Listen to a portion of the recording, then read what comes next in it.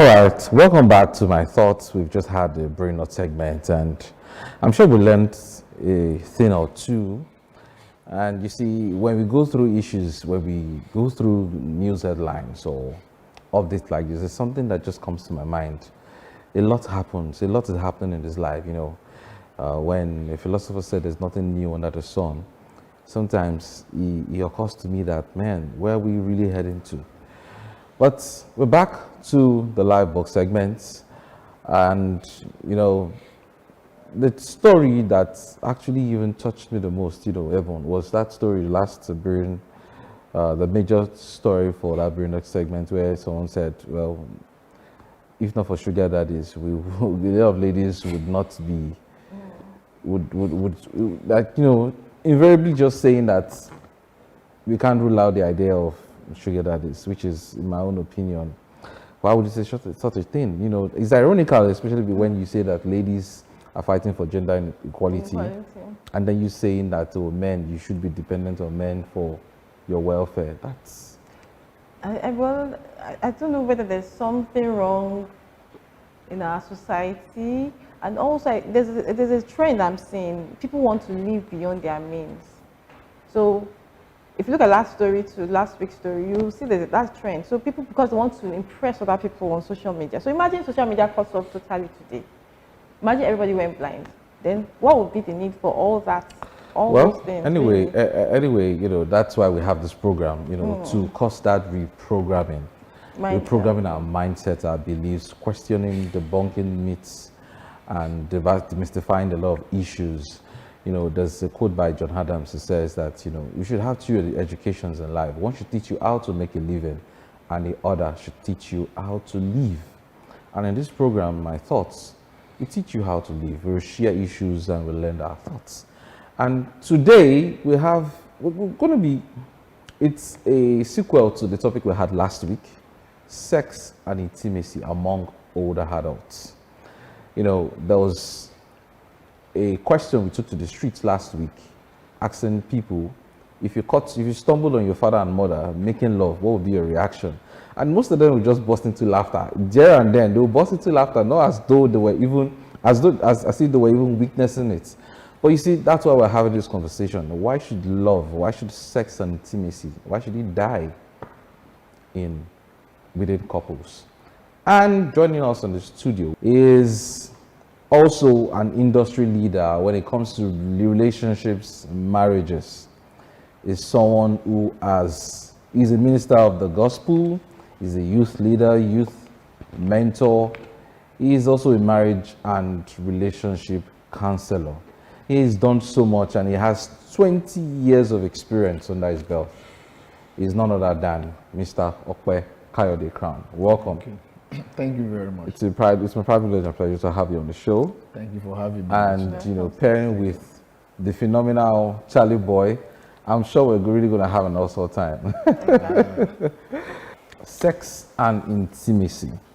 I know you're happily married, and you've been married for a couple of years. Yes, God. And there's this notion about sex and intimacy diminishing as couples grow older. So the question is, does sexual drive, does it die among couples as they grow? Okay, thank you for that question, and I'm happy to be here, and I believe we're going to have a good time together.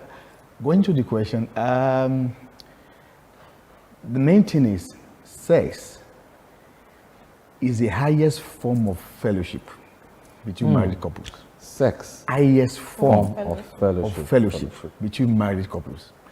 And that should be celebrated for a lifetime. Lifetime, yeah. Irrespective of the age, whether you are young, whether you are old. So we should not begin to discriminate, okay, because you are old, you can't enjoy sex the way it should be. So because everybody, every human being, we are sexual beings. Yeah. We are made to be sexual beings. So we have the characteristics, yeah, we have sexual needs as a person. So whether you are young or you are old, So we need to know how to balance it and enjoy the best of that fellowship. But the other aspect I need to talk about is the fact that sex is beyond the physical tangling of the body.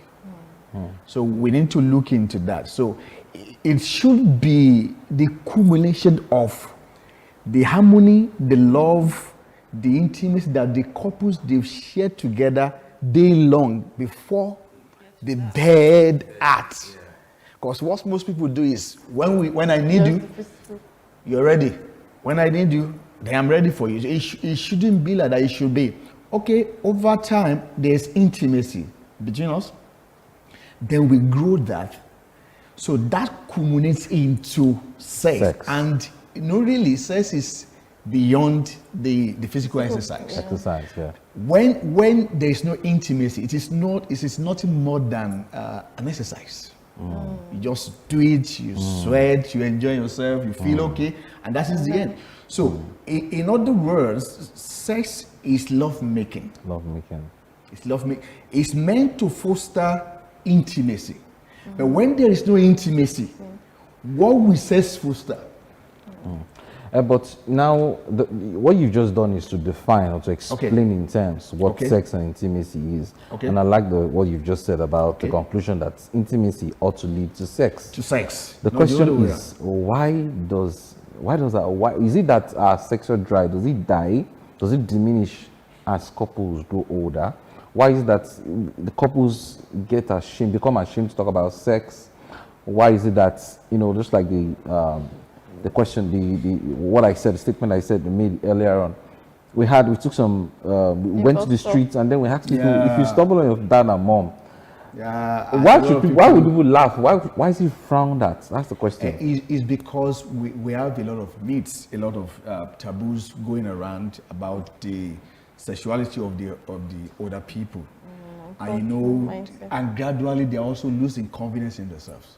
And when they have sexual problems, they feel ashamed to discuss it, to talk about it. Maybe when they visit a counselor or their daughter, they find it difficult to talk about it because as far as they are concerned, it's like there is a taboo somewhere. You can't talk about it openly.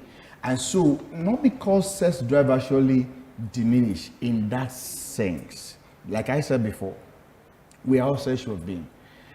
It grows only that as we grow in age, there are a lot of psychological or physical changes, physiological changes that will come up. You had weight.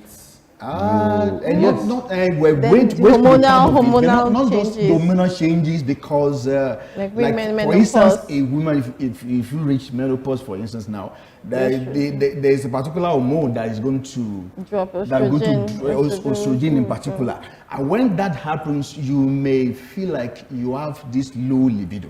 Yeah, exactly. You don't, as a woman, you don't feel that drive in that sense. But however, we should know that even though those changes could be there, but the need for sex is actually intact. But there's another hormone that produces that need, that desire for sex. And that is testosterone. So that one actually produces that. And that will not diminish with the menopause, with the age. So a lot of things happen when we grow older. We begin to shift attention, from each other to other things. And of course, emotional issues, depressions, and this will affect the way we relate together. Sorry, I'll just have to hold that thought there. Okay.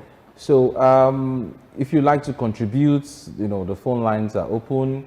You can call us, you can join in this conversation, because it's not just about us here in the studio, but it's a conversation we're having even with you there at the comfort of your home. You can join us on social media, on Facebook, on WhatsApp, and you can as well call us to contribute, to drop your suggestions, as it were. It's a pity we're not having Charlie Boy, because I'd love to get his own practical. He is an older adult, been married for lots of years, so would have loved to hear from him. Has it been, It's just So, somebody and that's then- very expressive. Exactly, and he was ready. He's just in his usual dress and how he looks and all that. Still looks very young, but it's quite a pity that we have technical issues. So you're talking about depression being interfering, depression, stress of daily life, Emotional also issues, and bustle. That's cool. So interface. these are the Nothing things. But hormones. there was something very important that you said, that while we may feel that it's actually diminishing, the need is still intact. Very. Yeah, the need is still intact. So now, how do we cope when the stress of, for example, let's take Lagos. You're out in the morning by 4 a.m. You're perhaps back by 11 p.m. And then as a man, your wife is already at home, but just to assume that she's a housewife. And then she's been alone. It's, this is now, for example, it's been raining all day. You are out there trying to get, what to eat and your daily bread. And then your wife, you come home at night, you're tired. You've been in traffic. You've been driving. Whether you have been driving or you have been public transport, you're back and then your wife touching you and saying, and then, so how do we cope with the stress or the interferences?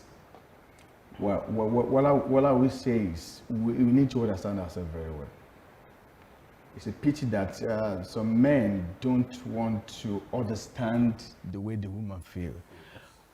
All you want is, I want you and I want you now. Not minding the way the woman feels. I think that is not too good. So we should show some sense of empathy, understanding, care that, okay, I'm not going to react based on this. We only look at the surface. We should look beyond the surface. So if my wife is acting this way, I should be able to, okay, why is she acting this way? So, and then hold back myself and try to understand that, because that goes beyond what she's just showing there, what she just exhibiting there. So, and I think understanding between couples is what. I think some people will say for women it's like an engine that you have to, you have to warm up properly. Because the sex drive of women is not necessarily. It takes time to build, to also build. Not like men's own is very spontaneous. Yes. Just instant. But the woman's one is very sporadic. So it takes time to build. And especially if she's going through menopausal issues.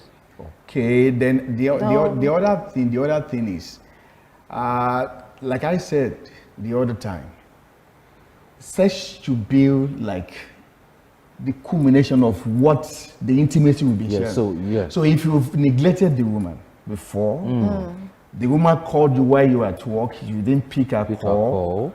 Or she's asking, where are you? What are you going to take? You just say, please. And when you get home, you're hungry, you don't want to talk to her, you don't want to see anybody, you just sit back there, where is my food? And later in the night, you are trying to ask her something. So she's going to react, but you need to see beyond, you need to see beyond that reaction on the surface. It's actually deeper than that. And I would like to say that most frictions we have in homes are delusional. They are not the real problem. They are not the real problem. So they only disguise to be the real problem. We are the real problem. So we need to solve ourselves. If you can solve ourselves, a lot of problems we're having in homes will be solved. So we need to deal with ourselves. Like someone says, a good husband will make a good wife. So it is not just about I'm looking for a good partner. I need to be a good partner. Also. I need to make myself good. So if the woman is reacting that way, I need to talk about the action, not the reaction. Because what we do, we focus more on the reactions, like treating the sickness, the symptoms, not the sickness. That's what we do, even when it comes to the issue of sexual denial. The woman is denying you sex. Consistently, you should be able to ask, this is not the way she has been acting before. So what is the root cause of this? But so what most men will do is to look elsewhere and solicit for extramarital affairs. And that is not the solution. That's not the solution, You are just compounding the problem. That is the beginning of a Breakdown. journey to another problem. Yeah. So When you look for a marital place. you're even compounding the problem. But don't you think that, you see, if, for example, if you go to eateries, you hardly see the older adults. You mostly see youths or new couples. You hardly see people in their 70s or 80s coming to the eatery to eat or to have fun, take themselves out, go on picnics. Perhaps they've had it enough. They've done. over the And years. so they've That had is it enough. not So good. can it ever be enough? That's the question. Because it's something that should be for a lifetime. These are part of the things that keeps the intimacy going.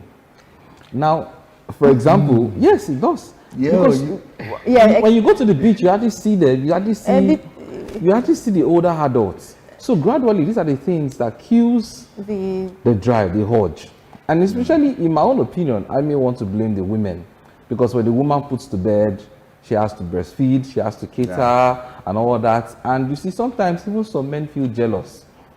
So you are paying more attention to my child now more than I. If you look at it from the angle, like, if you're not treating just the symptoms, you're going to the root cause. For example, you just talk about maybe a woman puts to bed, or there's a lot of hormones that come when she just puts to bed. Yeah, and sometimes women may unconsciously be depriving, because when women just put to bed, for a while they may not necessarily, libido may have come down because they are focusing on child, maybe what's it called, breastfeeding and all that. But you as the man, like I said this before, if for example there was no alternative, there was nobody you could call and say, babe, come out and meet me somewhere, then people will find creative ways to build intimacy in their marriages, right? Well, we spoke about the fact that some people are turning to self-help now. Self-help, masturbating, which is not right. Which is not right, because masturbation is going to deprive you of that intimacy. Where, as a matter of fact, the intimacy we're talking about, as far as I know, there are 3 key basic things you need to look at in intimacy. The first one is communication. Exactly. And the second is companionship. And the third is honesty. If you actually want to build that intimacy, you must be able to communicate. Exactly. So, if you don't feel like having sex tonight, why don't you tell the man? Because a woman will just don't touch me, that kind. Don't touch me. Don't touch me. You are not saying anything. Don't touch me. You are not communicating. I have a headache. Okay, I'm down. I'm sick. I'm not in the mood. It's also a communication. Or I don't like the way you're doing. The way you treated me the last time when we're coming home from the office, just express yourself. So when there's no communication, it's going to affect the intimacy.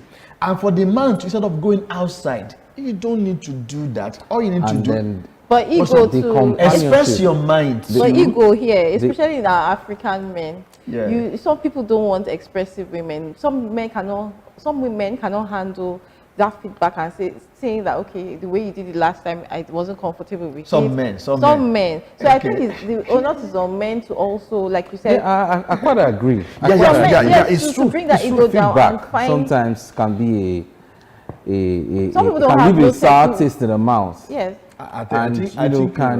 The man will feel, why would she talk to me like that? When in those days, perhaps it's because age is telling on me. So rather than resolve the issue and look for ways they can solve it and get better, the lacuna begins to, it begins to grow between them. Before I go, you spoke about companionship. Yes, because you also mentioned the issue of maybe going out, going to the beach, and so it's part of it. For example, you're a soccer fan, you love watching football, you love, like, for example, they're showing the Euros now. Why not just ask your wife, you stop doing the house chores or whatever you're doing, and let's go watch the match together, even if she doesn't like it. Well, I mean, we're older couples. Maybe a football fan, because she may not be open to that. But of course, we need to also learn how to respect your partner's decisions and preferences, because if he says, I want to watch a football, we can watch it together, even though you may not may not necessarily. necessarily like it. Meet halfway. But you just try and see But what you can when do. they're watching Telemundo, you watch it with them, don't you? But You just have to sit But down you know sometime some and men, watch it along let me too. shock you, there's some men that would rather watch Telemundo than their wives. I know some men like this. But the thing is, when you talk about companionship and why maybe we may not have much adult couples expressing themselves or going out, I think is also part of our culture.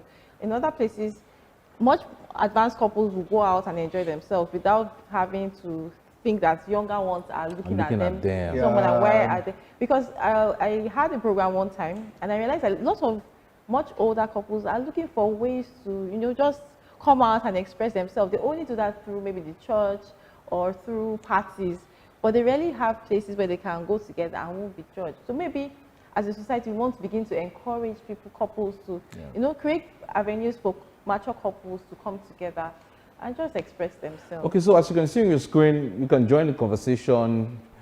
Phone, you can just call us with the numbers on the screen. You can join us on WhatsApp or Facebook.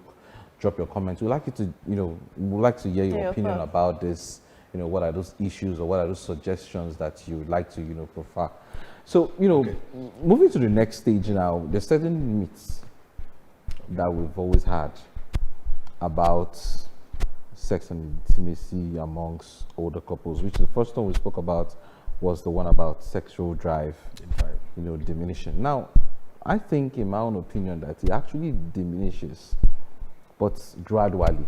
For example, if it's been said that couples should have sex at least thrice every week, maybe that's when you start out in your 30s, in your 50s, you may not have that same energy to still have it 3 times weekly, or when you are now in your 70s. So I actually believe it diminishes. So is it really a myth that sexual drive diminishes? Wow, can I call it a myth? Maybe not really. It does as you grow old.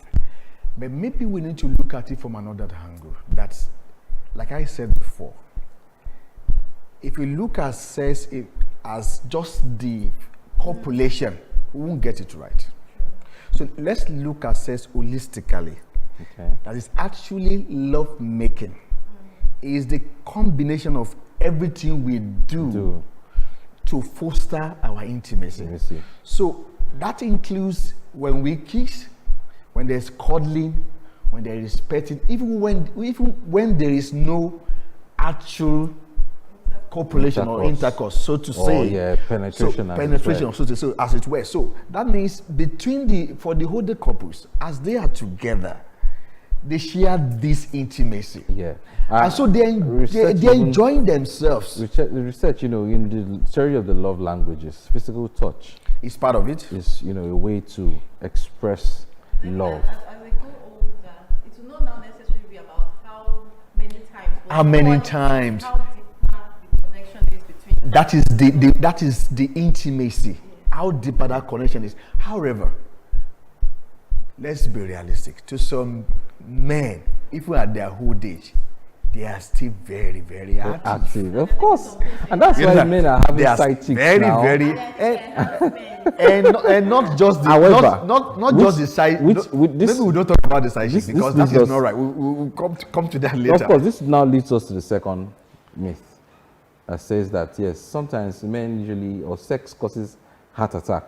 Is that true or false? I think because we've had cases of men die. It's because they've taken something. They've taken Viagra. That's why that can be true. That can be true. There are a lot of factors that contribute to heart attack, and I'm not sure, medically speaking, that the medical practitioner will tell you that, if you have more sex, you are prone to having a heart attack. But even at that, so men will tell you, even if I will have heart attack through sex, I rather go to heaven through that means. Because the way it is sexual health of most men, even women too, is tied to a lot of things for them. The self-esteem, confidence. When you are happy in the bedroom, it reflects in every in area of every your other life, way. even in When the you, wo- when at you the come out, when workplace. you talk, when you go to office, when it reflects. I can even feel you smiling already. So when something is wrong, when something is wrong in that NG department. room, that department, That other room. it affects a lot of things. So that is why women should be very, if when you want to correct your husband, now why don't you do it this way? Why don't you, I'm not okay, blah blah blah, or the timing, or the likes. I think there are ways to pass the message across to the man that won't be degrading. That won't, of course, That bring That ego. won't be toxic. That will also bring his Ego. his ego down or his self-esteem down. Exactly. Because when you wound him in that area too, Area. you are also going to affect him in other areas. But let me just say before we continue, sex is beyond the physical half. It has the capacity to bind two people together. If you look at it closely, sex act Was designed. is symbolic. Where two people meet together, look at something. That connection is there. The body, the spirit, and the soul. There's a connection. That's why you will find out that the more you stay together, married for 10 years, 20, 30, 40 years, over time you begin to think alike. Even look alike. So That's if you're how not you careful, see over time you begin to couples. look at just are you brothers and sisters? No, not really Yoruba. You just realize that you begin to look alike in a way. Your heart beats similar because you've stayed together so long, and that is one of the things that sex also hates or enhances that oneness, that bond, that intimacy. So if we know this, then we won't be looking at sex as just physical. that physical act alone. That is why it is called love making. And so at older age, love making continues. Irrespective of how far we can do it or how far we can go, because of course as men grow older, this erection dysfunction could happen. But I also tell you the other part. Even at that, it could stay longer. That is it. It could stay longer. It could stay because this anxiety of I just want to do quick and the likes, but there's more maturity. So you can take your time. You can take your and time. work the Let's engine very well. let's take the other And enjoy let's take the other myths now that we Okay. have. There's the one that says later life sexuality is undignified. So we've said it before. Is it undignifying to find the older adults making love? It's not. As long as they are married, a marriage is a relationship, it's a covenant relationship. So it's allowed under God. It's allowed under God for them to enjoy sex together like every other person, whether young or old. So I think It's not. Oh, okay. that is wrong. How about the fact that you see, they said sometimes older men and women, they lose their sexual ability over time. Although, you made a statement saying that some men sometimes in their 70s, they're still very active. Very, And that's very why you active. see them going for younger. So is it a myth? Is it true or It's false? actually a myth because we can't generalize it. For instance, my late father, of course, I was given birth to at his old age. You know what I mean? Yeah, of course. So if at that age, close to 60, he was still very active. And so till I think he died at 83, and he was still very, very active. He was even I active. won't tell you all the story, but I know that Papa has so many wives, and I don't want to go into And that. then finally I'm not saying about- that is right anyway, but I'm only saying. Yeah. So it's a myth. We can't So, generalize. but finally now about STDs. Do they have to worry about STDs too? Because now STDs is usually prevalent among the younger ones. But what about the older ones? I think if you are not faithful to your partner, then you should be worried about that. Because if you stick, because companionship, we didn't talk about it fully the other time. It's sticking together. Yeah. So no matter what happens, stick with your wife, stick with your husband. So if there's nothing in between, if that intimacy is what you shared with only one person, then why should I be worried about STD? So it's a myth today. Yeah. They shouldn't be worried about that. So we're running out of time, and I'm really glad we've had an exciting time. We've learned a lot of things. So in your final words, what would you like to pass out there? All right, for everybody listening, whether young, Targeted at the older. where you are young or adults, old, for the older adult, what I will say is, please, you need to make sure that you stick to your partner. Then, if you want to be a good husband, you must be a deaf husband. If you want to be a good wife, you must be a blind wife. Right. Because a good marriage is between a blind wife and a deaf husband. So stop looking elsewhere for what does not exist. Let that intimacy be between you and your partner, and focus on the good side of your partner, not the bad side. It's when you focus on the bad side that we see 1001 thing that somebody outside has that is better than the one your wife is giving you. Whereas even those one outside, they also have their own weaknesses. Yeah, of course they do. All right, They do. thank you very much, Mr. Kayode Crown. It's been a pleasure welcome. having you. Hebron, Dr. Love, your final words. Oh, we've learned a lot. My final words would be this. This is targeted at mature couples. I know we do not have a lot of places where you can, explore and enjoy, but you can find ways to, go to the movies, go to the beach, learn to act, playfulness, things like that that boost intimacy, and then learn new things or build new projects together. And I think those are the tips I will leave for our mature couples today. All right, thank you very much. It's been a pride. It's been an exciting session, and I've personally learned a lot.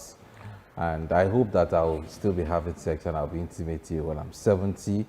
Don't laugh, but it's true.